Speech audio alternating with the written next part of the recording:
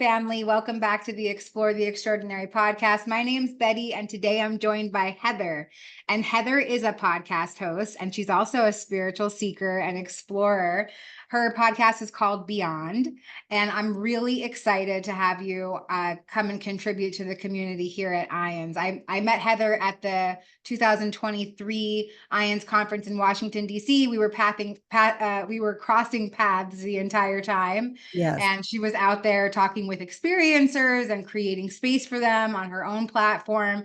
And so I'm just really excited to give you an opportunity to share about who you are. And I'm going to toss it right over to you. All right. Well, thank you, Betty. And I would just like to say thank you so much to you, first of all. Your story is incredible. And I loved having you as a guest on my show, which, by the way, is called Beyond with Heather Tesch. And then also a shout out to IANDS, because IANDS is such a great resource for people to find these stories and to connect with near-death experiencers, as well as other types of experiencers or seekers. So I want to say thank you to everybody at IANDS as well. But my journey, I think, started, young. I've always been a spiritual seeker. So I've had that. But when I went to college, I do remember my first college paper was on near-death experiences. And that is, of course, the focus of my podcast. But back then, certainly that wasn't something that you could do. One, there were no such thing as podcasts. And there weren't places where you could really say, hey, I want to talk about these kinds of things, because most people weren't really into those kinds of things. And it was much more taboo. It wasn't as out there as it is now. I think now a lot of people are gaining interest in it. So I ended up, I went to school, to college for journalism. And I worked as a news reporter on TV for a few years.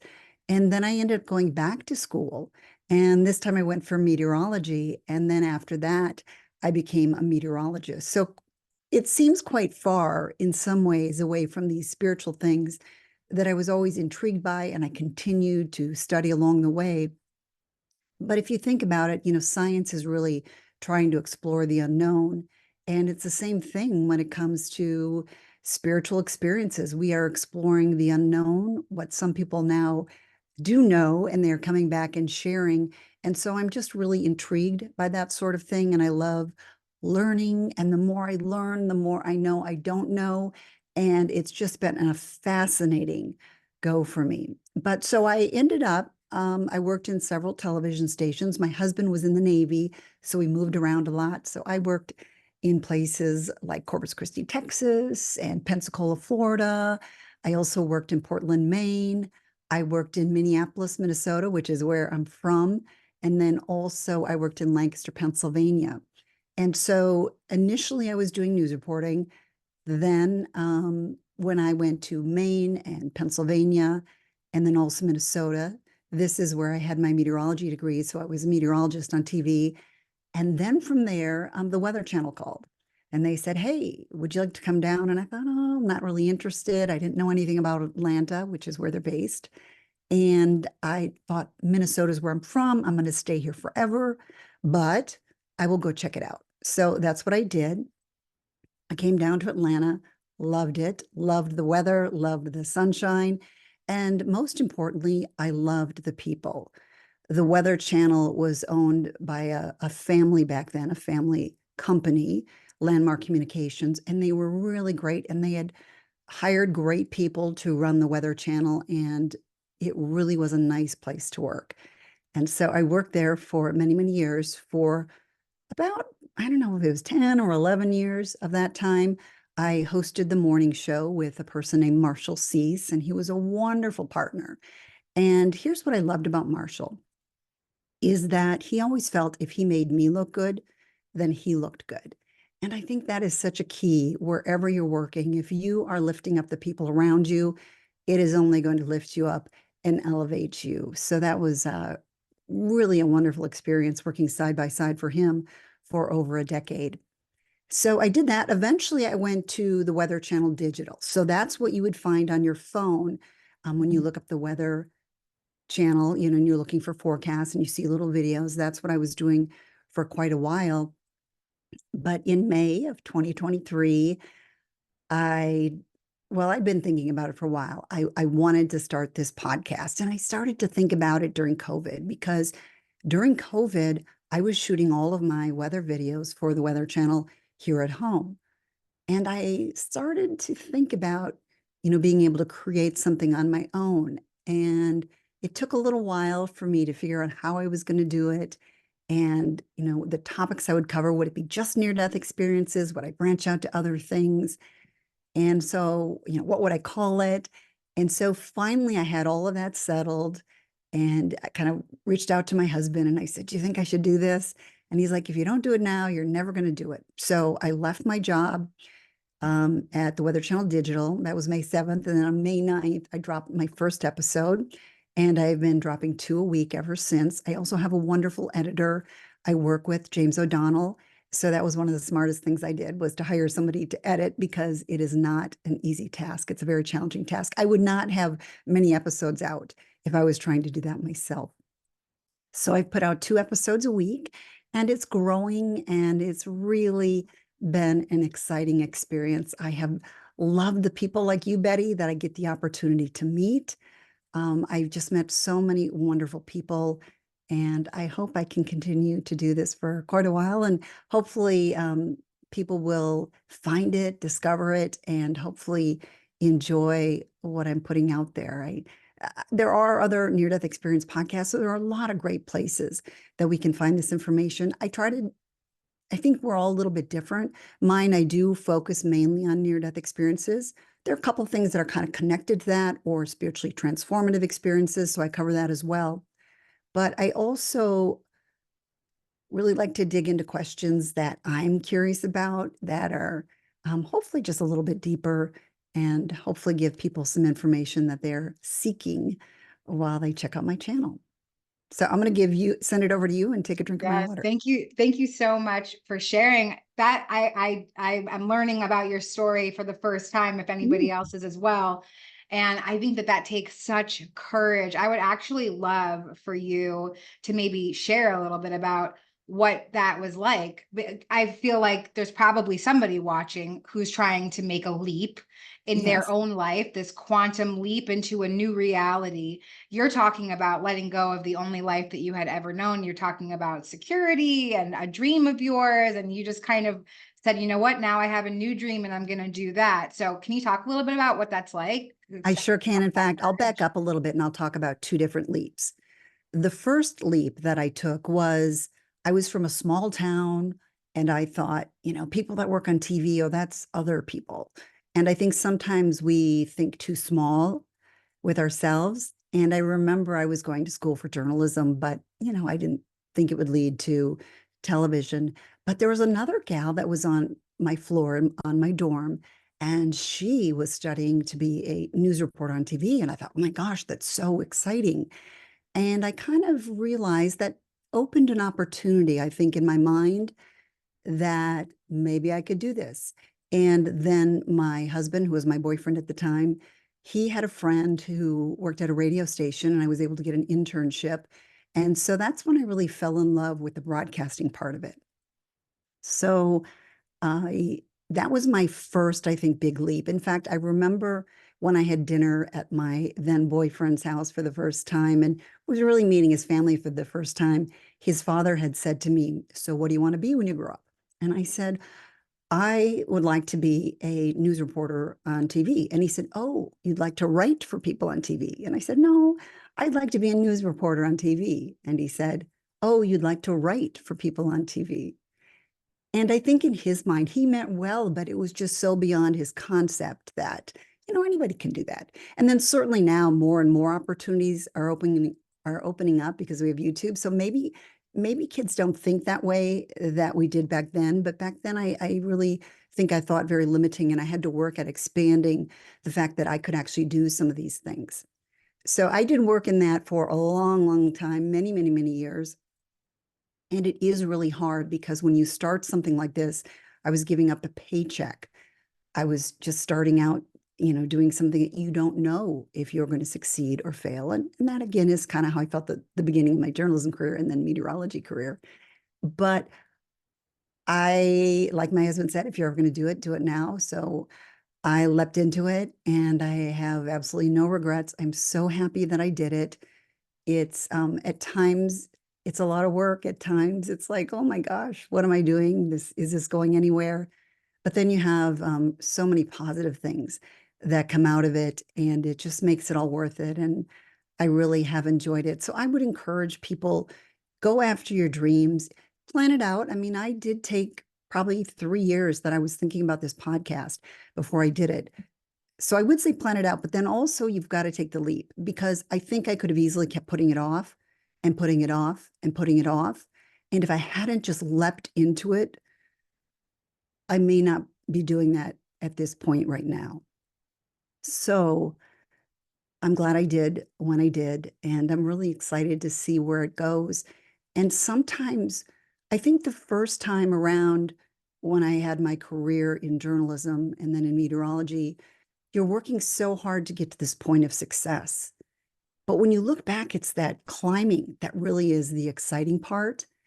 And so I really treasure that now. I realize that these are the exciting moments as it's growing, where I'm not yet where I want to be, but working towards something. And I think too often we forget how important the journey is and how wonderful the journey is. And we're so involved in what's out there and what's to come, but you're never going to achieve it because you're always going to keep raising the bar. So just enjoy the process, whatever you decide to do. I love that. Thank you. Yeah, it's a journey. It's about the journey, not the destination. My mentor tells me that all the time, because I'm like, can we just hurry up and get there already? Like, what are we doing? She's like, Yes. just enjoy the journey. So I really love that you just shared that, because I think that it is so important for us to dream big dreams. And it doesn't matter what part of our life we're in. This is not only for teenagers who are just beginning life. We can reinvent our life and what we're passionate about at any point in our life. And I really love that. I love you talking about your leaps. Thank you so much for that.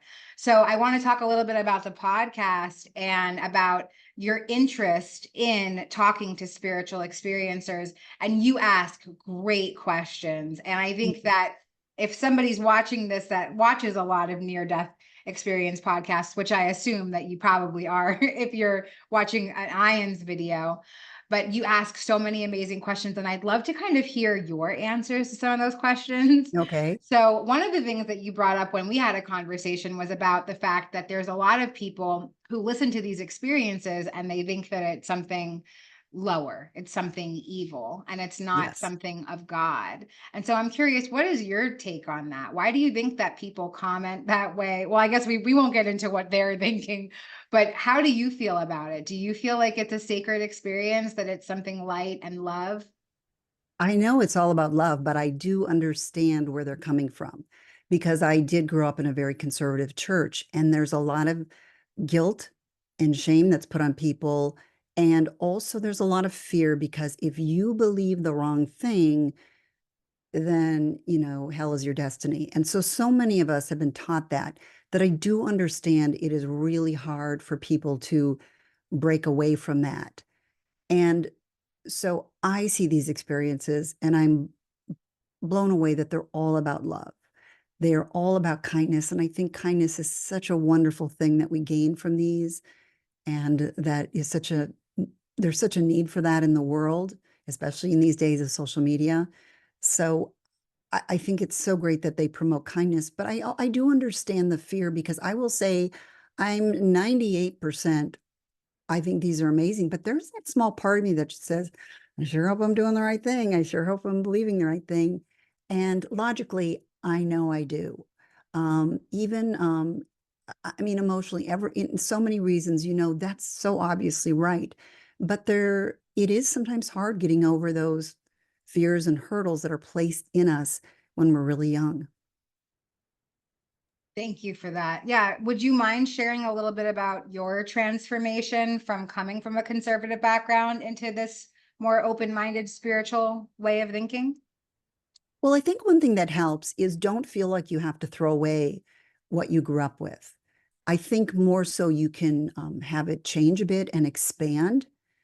And if you're just more open to things, I think that's how you can learn to really apply these. And when you really listen to them and you listen to how amazing this is, this cannot be from anything but love. And I've heard so many times that, well, this is Satan appearing as an angel of light. Okay, so you're saying somebody goes to heaven, they experience the most loving, trusting person, like I'm just saying person, but they've ever met in the world. So that would be your parent, your pastor, somebody they trust more than anybody. There's so much love, it's beyond anything we've experienced on earth. And then you say, oh, but that's Satan deceiving you.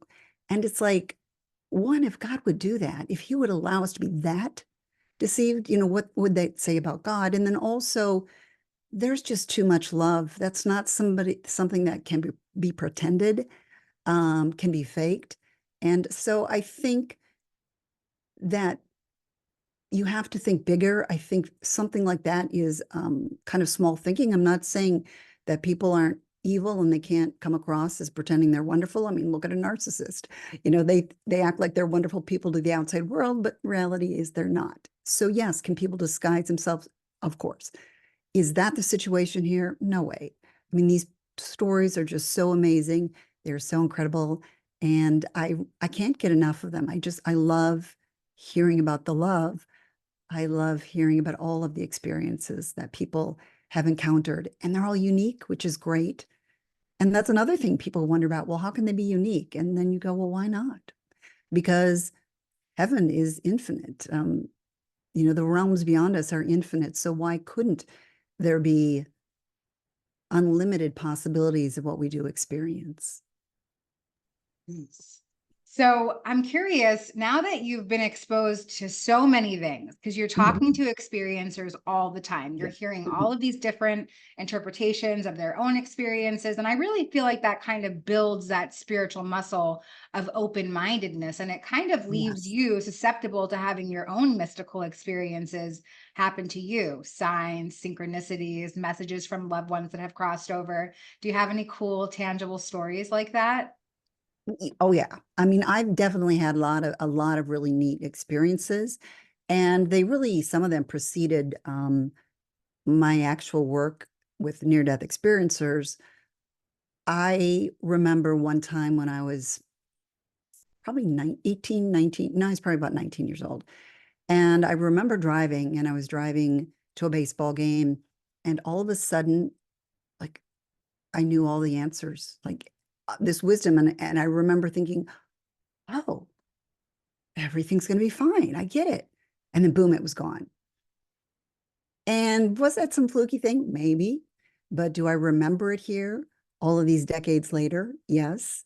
I've always felt that there was something that opened up there for just a few seconds that gave me maybe some reassurance. So that was probably the first one. I also find something else that was interesting that I know probably many near-death experiencers have encountered. They get around electronics or their watches and they don't work. Well, I was doing a lot of meditating. I'd actually taken some courses in Reiki when I was living in Pennsylvania. I was working at a TV station there. And so I had to build my graphics for the show. And back then, it took a long time to build these graphics. And you'd have to set everything up, and then it would generate for a couple hours before it would be ready to go on air. And I started to find that I would crash the computer. And I kept, it kept crashing on me. And so I said to the other meteorologist, oh, our computers are terrible, aren't they? They always crash. And they're like, crash? They don't crash on us. And I'm like, are you kidding? It crashes on me, at least once or twice every time I'm using it. And so then I started to discover that I would leave the room while I was generating, and I'd come back. And the minute I came back in the room, it would crash. And it got to the point where I would say to somebody else that I was working with, I'd say, go in there and see if that's generating. They'd say, yeah, it is. And I'd say, watch this. And I would walk in and it would crash. And so there was some sort of energy that was around me at that point in my life that was doing that. My husband hated me walking by his computer because he said, you're always crashing my computer. But it's not something I still have, but it was there for, I don't know, a year or so when I was living in that area that happened. And it was pretty intriguing. I even found that if I was ever nervous because I didn't have my graphics ready in time to go on the air, and I'd be frantically, typing things in, that then I would crash that computer. It was a different computer that I was entering information in. And I realized I had to kind of fake it out by acting really calm. So again, those seem weird. Could it be, coincidental? I don't know, maybe, I, but I don't think it's a coincidence. I think that, and you know what? I love the fact that you're saying that it was much more pronounced then. And to me, yes, that just means that you're a much more grounded person now, because when our frequency is that high that we're breaking stuff or things are glitching out, it's just because our energy is ungrounded. So yeah, I think that's a huge testimony just to the power of integrating like new spiritual awareness, new spiritual frequencies. I love that. Thank you so much for sharing that. that's, How and about thank you. oh, go That's ahead. interesting. So thank you for sharing that. I Oh, hadn't yeah. thought about it that way. Yeah, definitely. Yeah, I had the same thing happen to me after my spiritual experience. I couldn't wear a watch. I couldn't be around all my laptop kept breaking, my phone kept glitching out. And yeah, it was just because I was ungrounded. I had to go like mush myself in mud. And I was like, okay, now I feel a little bit more centered. So thank you for that. And yeah, I'm wondering about maybe if there's a particular guest on your podcast, that's somebody that kind of really cracked open your awareness to something else or introduced you to maybe a spiritual text or a healing modality. I heard you mention Reiki, but is there something that maybe you want to share with the audience that's been really helpful for you on this spiritual journey? Well, I will say one thing I've heard guest after guest after guest after guest talk about is meditation. That so many of these people that have had near-death experiences say that's the way that you can achieve that here on earth. I'm sure you said that, Betty. I've heard so many others say that. And so that is something I'm trying to get back into. I was doing a lot of that when I was in Pennsylvania, when I was having some of those experiences. But then I really let it go to the wayside. I mean, life got busy. I had children, working and all that, and it's easy to set it aside. So really recently, I've just tried to take a little bit of time each day to do that. And I mean, really recently. I've talked about it for months, but finally I'm just saying, okay, I'm going to make the time to do it. And sometimes the best time is when I first get up, because then I'm still kind of not thinking a lot about the day. And that I have found is a good time for me. But we'll see if I'll adjust that to the afternoon. It seems like things get busy during the day and then I don't take the time to do it. So sometimes first thing is a good way. But so meditation would definitely be my answer to that. Yeah, I love that. And I think, yeah, I'm not one of the people that's like, you must sit on a pillow for an hour. That's never been part of my own journey. I think that there's lots of different ways to meditate. You can do a walking meditation. I meditate Right. during exercise. I feel like some people meditate during cooking. There's so many different ways. It's about centering yourself Hmm. and not paying attention to all the racing thoughts, but maybe just focusing on one thought. So for some people, it's breath, could be a task for somebody else. So yeah, I really love that you just mentioned that, because it is such a great way to recenter. We have to be in a state where we can recenter ourselves because there's so much going on. And And I will add, yeah, I would say I'll add to that too, that I've, when I was first in my career, when I was in my early 20s, I did a lot of visualization, which I think is very similar to meditation. And I do think that that really also helped to bring around some of the same benefits, and it helps you to achieve some of your goals. yeah, I was thinking that the whole time that you were sharing about your life experience. I was like, wow, this girl's like a master manifester. That's pretty impressive. So yeah, I think visualization probably has a lot to do with that. So thank you for mentioning that too. Do you have a visualization practice or something that you can share, something that was part of your routine then or even now? I think what I did is I just tried at that time when I was in my early 20s to really visualize where I wanted to go in my career. And I will say I do that still with my podcast. Sometimes I'll kind of visualize where I want it to go. And the key always, of course, is that you visualize it, but then you accept whatever the outcome is. Sometimes that's the hard part, is we get so focused on what we want, and we forget um, to just relax and let it happen and let it unfold, and whatever comes about, comes about. Letting go is definitely the hardest part of visualization and manifesting for certain. It's like, yeah, I want this, but okay, I don't care, but really I do care. Exactly. I'm Yeah. always trying to trick the universe. I'm like, no, really, I let it go, guys. And they're like, we know that you didn't. Yeah, that's it. You mentioned that you're a mom, and I always Mhm. ask my guests this when I'm talking to a parent, because obviously your perception has been blasted open. You're really open-minded. You're talking to experiencers all the time. And I'm wondering what it's like to have that information and be a parent. So, do you find that you bring that level of consciousness into your parenting? I don't think it's something that's a conscious act. I think it's more subliminal, that I think just who I am, I really focus on kindness, on that sort of thing. So I think that's what they get from me. They see my excitement when I talk about these kinds of stories, but I let them take their own journey. They definitely have a faith, and they were brought up with that, but they also are going to need to go on their own journey and how that expands over their lifetime. So I think what I've always said about these stories is that when you listen to near-death experiences, especially when one after the other, I really think they change people. And I think it's not magic, it's something better than that. It's but there you get a transformation because you're so exposed probably to that love. And I find I'm a better person for having listened to all of these. I think they make us aware of wanting to be kind, wanting to be loving toward others. And I think that's something really important. And I think it's something that our society really needs. And hopefully more and more people are getting that. And hopefully more and more people are getting exposed to these and feeling that way. It's interesting in the comments because I have some commenters that are so loving and so wonderful. And you can tell that they really are growing. And then you have others that are less so. And I think, did they hear what that guy was just talking about? So I think it's a process. It's not one that's going to change our life, but it's the accumulation of hearing your story and other people's stories that really is going to change the world.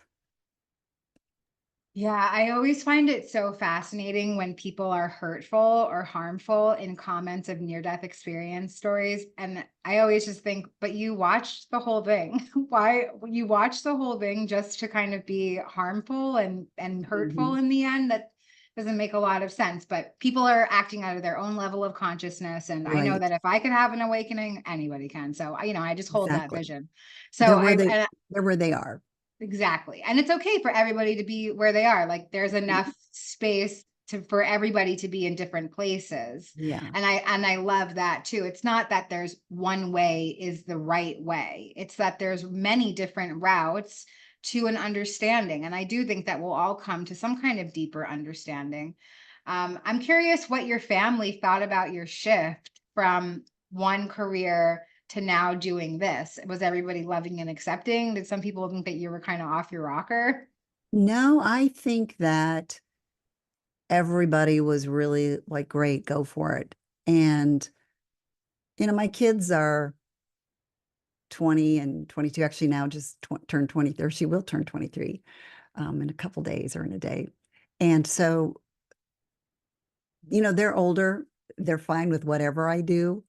They're busy with, their young lives. And I think it helped a lot that my husband was very go for it.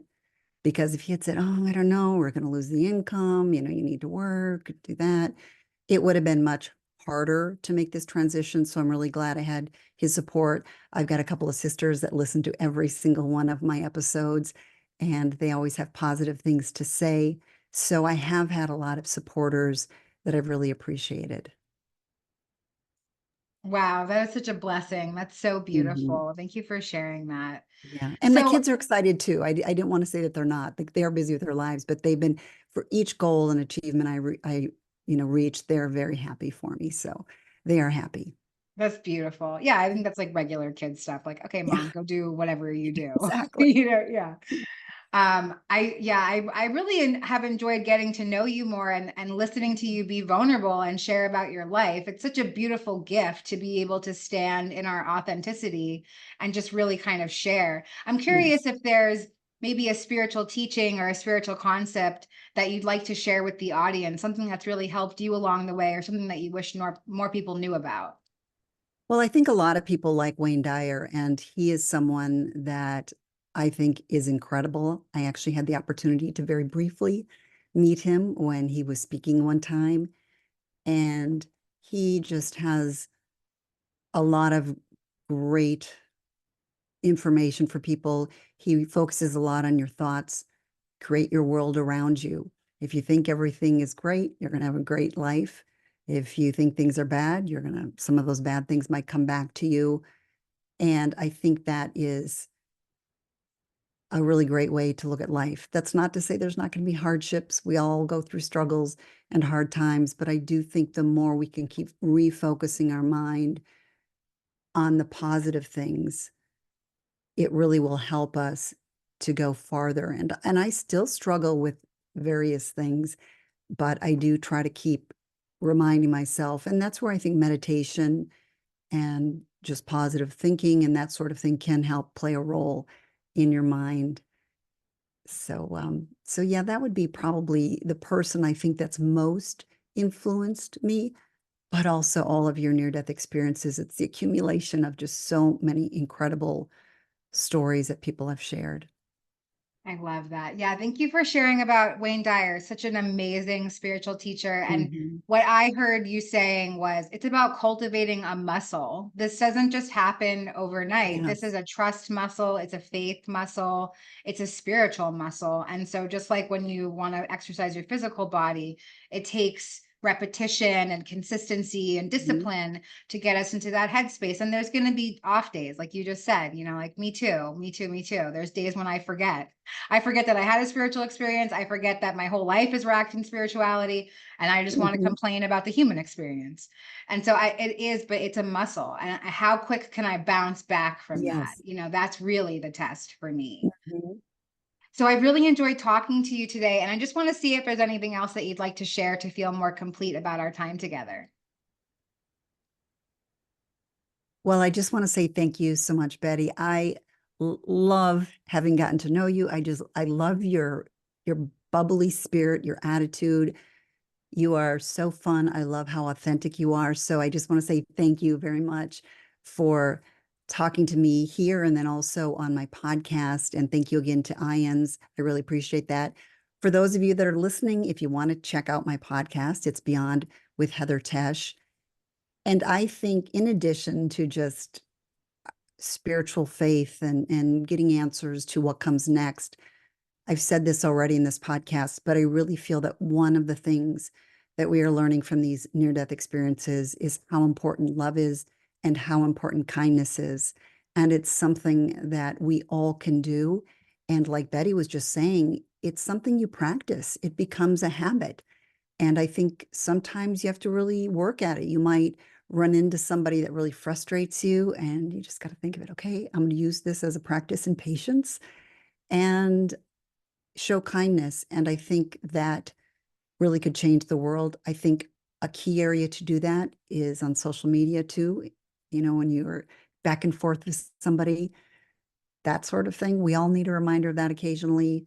There are many ways that you can show kindness in life. And I really think that's a key and something that someday when you do move on, you'll look back and go, wow, I'm really happy that I did that. Oh, you're so lovely. Thank you so much again for coming. And all of the links to your podcast and how to contact you will be in the liner notes of this episode. Thank you again for your service to our community at IANDS, and we'll see you next time. All right. Thank you so much, Betty. And thank you, everybody. Take care.